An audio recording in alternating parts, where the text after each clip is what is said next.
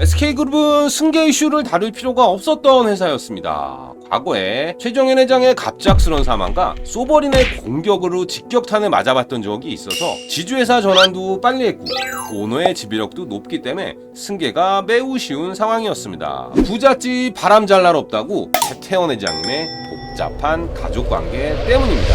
부인과 세 자녀에게 어떻게 갈라줄지 생각해야 됐던 것에서 이제는 동거녀 혼외자, 심지어 동거녀의 2세에게까지 물려줄 수 있다는 이야기가 나오고 있기 때문에 재산 분할 또는 상속의 대상이 4명이던 것이 7명으로 늘어버렸습니다. 단순하게 계산해보더라도 노소영 씨와 세 자녀는 자기들 몫이 줄어들 수밖에 없는데요. 노소영 관장 입장에서는 이번 재산 분할은 본인 자신의 몫을 확보한다라는 그런 점에서 필요성이 매우 커지고 있습니다. 재산 분할 이슈로 들어가면은 여러 가지 이슈가 걸려 있습니다. 최태원 회장이 보유한 SK 주식이 특유 재산이냐 아니냐, 2018년 11월에 친인척들에게 증여했던 SK 주식도 분할 대상에 포함되느냐, SK 실트론 TRS 계약으로 수익난 7천억 이것도 재산에 포함되느냐, 심지어 이혼 소송 가면 안 좋은 얘기 많이 나옵니다. 동거인 생활비로 줬던 것도 재산 분할하자, 미술품, 주말농지, 심지어 미지급 퇴직금까지 다뤄주고 있는데요. 최근에 SK 유정준 부회장, 고대식 부회장이 퇴임 시에 퇴직금을 166억, 126억씩 받아가셨습니다. 최태원 회장님 재직기간 9년으로 상대적으로 매우 짧습니다.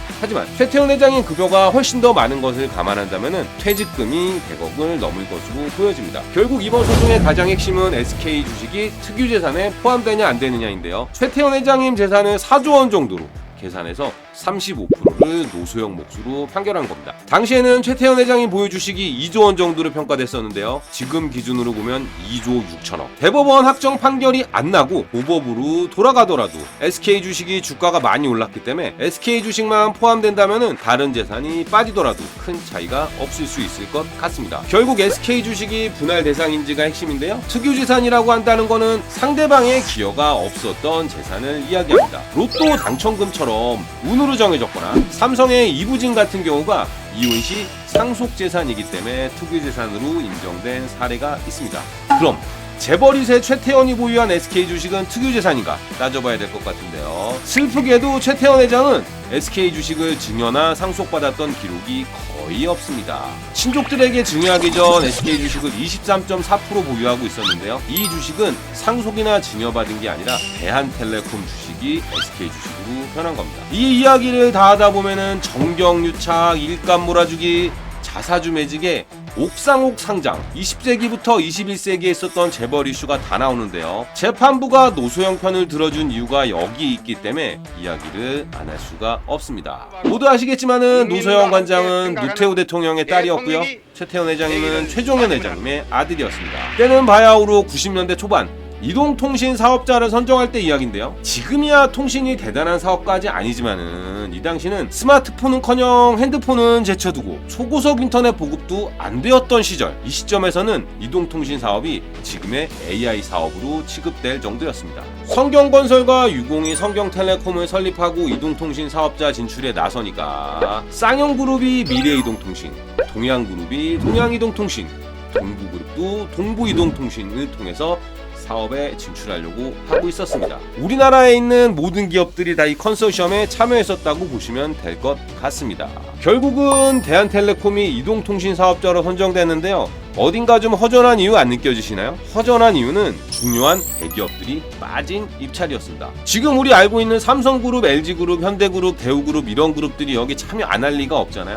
여기에 정부 개입이 있었습니다. 통신사업의 경쟁체제 등등등등등 여러가지 이유를 통해가지고 대규모 통신설비 제조업체랑 정부 투자기관은 10% 이내 참여를 허용한다는 얘기인데요. 쉽게 말해서 통신장비 만들거나 핸드폰 개발하는 애들은 들어오지 말라는 이야기입니다. 삼성갤럭시, 현대걸리버, LG사이언 배우가 뭐였는지 기억이 안 나는데요. 이동통신사업자 차세대 먹거리라는 거 다들 알고 있었는데 서슬퍼런 군사정부가 사돈댁에 죽고 싶다는 뉘앙스를 풍기는데 누가 감히 참여하겠습니까? 댓글창은 없었지만은 요즘에도 댓글창에 이런 말도 안 되는 일 벌어지면 엄청 댓글 달리잖아요. 그때도 비난 후 폭풍이 난리였습니다. 참 댓글은 영상 제작에 큰 도움이 됩니다. 1992년 8월 20일 사업권은 성경으로 가게 됐는데요. 일주일도 못 버티고 성경은 4억 건을 반납하게 되었습니다. 반납한 4억 건은 정경련의 중재를 통해서 호철과 코오롱의 합작 형태로 서둘러 봉합됐는데요. 정경련 회장이 최종현 회장이었다는 게 함정입니다. 대한텔레콤이라고 이동통신 사업을 하기 위해 회사를 설립했는데 설립 목적을 잃어버린 거예요. 이 회사를 최태원에게 헐값에 매각하게 됩니다. 한국통신은 지금의 KT죠. 자회사 한국이동통신이 이동통신 사업을 이미 하고 있었습니다.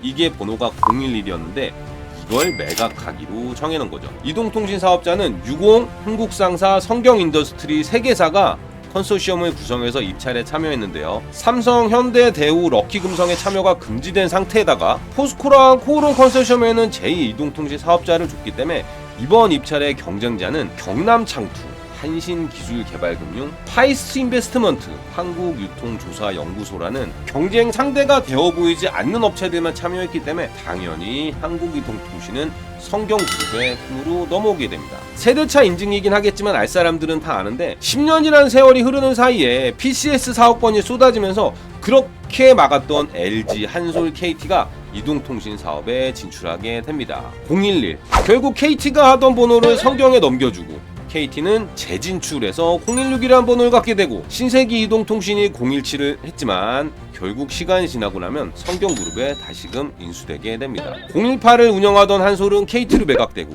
019가 지금의 LG인데요. LG는 입찰 참여를 막았지만 결국 이동통신 사업에 진출하게 되고 017을 포기하고 011로 가는 건 훌륭한 선택이었고요. 시간이 지나곤 017도 인수하면서 SK텔레콤은 과점에 성공하게 됩니다. 사업은 성공했는데 회사는 내게 아니야. 이거 더 큰 문제가 남았는데 일감 몰아주기의 대명사 IT회사가 등장하게 됩니다. SK컴퓨터통신을 합병하기로 했는데요. LG그룹은 LGCNS, 삼성은 SDS, 하나는 SNC. IT회사 오너가 소유한 거 SK가 잘못했다고 말을 못하겠네요. 이제 대한텔레콤을 가지고 본진을 먹으러 가야 되는데요. SK그룹의 가장 유명한 SK, 당시 사명은 유공이었습니다. 유공의 최대 주주는 SK 상사가 13% 정도 가지고 있었고요. SK케미칼, SKC, SK건설을 통해 지배하고 있었습니다. 지금의 회장님인 최태원 회장이 보유한 지분은 0.1%밖에 안 됐는데요. SK 상사의 최대 주주는 원래 최종현 회장님이었습니다. 근데 최대 주주라는 말이 무색하게 지분율이 2.85%에 불과했고요. 최윤원 회장, 최신원, 최창원 등 최종건 회장님의 자녀 7명이 합쳐가지고도 2%가 안 되는 지분을 가지고 있었습니다. 이 이야기는 20년 뒤에 다시 한번 언급되니까 지켜보시면 되고요. SK 상사 자사주를 포함해서 모아도 11.7%에 불과했습니다. SK케미컬도 비슷한 상황이었습니다. SK케미컬은 최종현 회장님이 7.87%를 보유했고 최종건 회장님의 자녀인 최윤원, 최신원, 최창원 세 아들이 지분을 가지고 있었습니다. 최혜원, 최지원, 최혜정이라고 딸들도 지분을 가지고 있었고요. 고강천, 한상구, 이동욱 사이들도 지분을 가지고 있었습니다.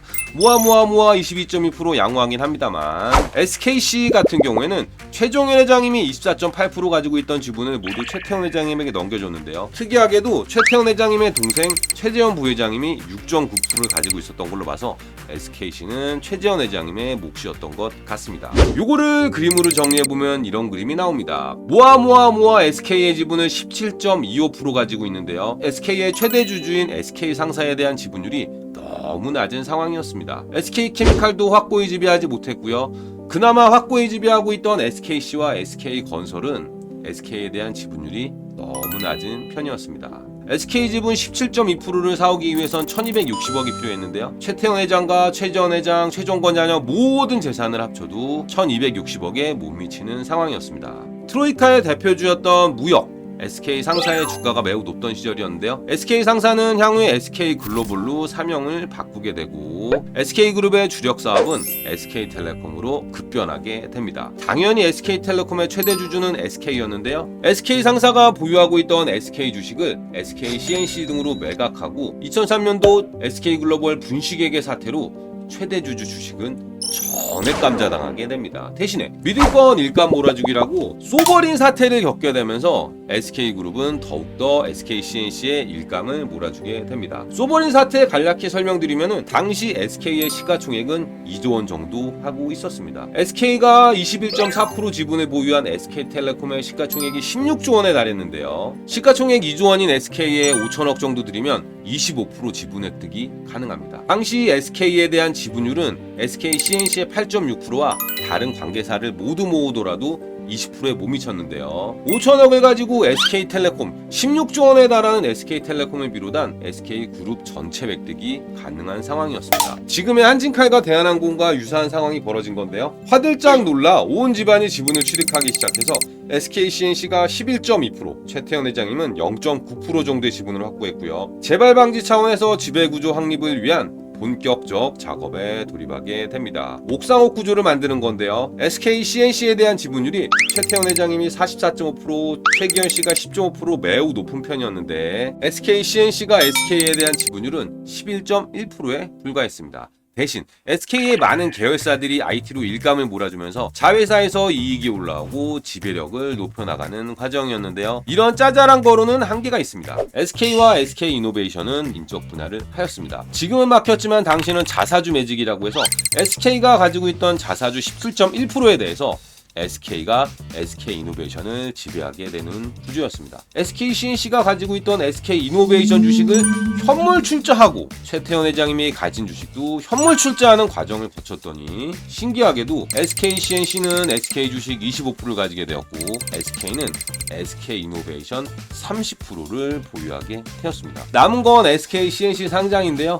2009년도에 SKCNC 상장이 위태했었습니다. 공모가 3만원으로 했던 SKCNC, 당시 SK 주가는 10만원이었는데요. 시가총액 기준으로 보자면은 SKCNC는 1조 5천억, SK의 시가총액은 5조 원 정도 하고 있었습니다. SKCNC는 상장하고 5년 반 동안 주장창 상승하는데요. 합병 시점에 가서는 23만 5천 원과 17만 3천 원으로 합병가액이 정해집니다. SKCNC가 680% 상승하는 동안에 SK는 70% 상승에 그쳤습니다. 최태원 회장과 최기현 씨가 32.9%와 10.5% 들고 있던 SKCNC, SKCNC가 SK 주식을 31.8% 들고 있었는데요. 이거를 단순하게 3만원대 합병을 했다면은 최태원 회장님이 가질 SK 지분은 11%에 불과했습니다. 하지만 주가가 급등한 이후 합병하는 것을 통해 가지고 지배력을 2배 이상 올렸는데요. 최태원 회장님이 합병법인에 대한 지분율은 23.4%, 최기현 씨의 지분율은 7.46%, 재벌가가 탄생하게 되었습니다. 잠깐, SK 이거 물려받은 거야? 이혼 소송으로 돌아와서 보면은 최태원 회장님이 보유한 SK 주식은 상속받은 건가요? 증여받은 건가요? 아니면 최태원 회장님이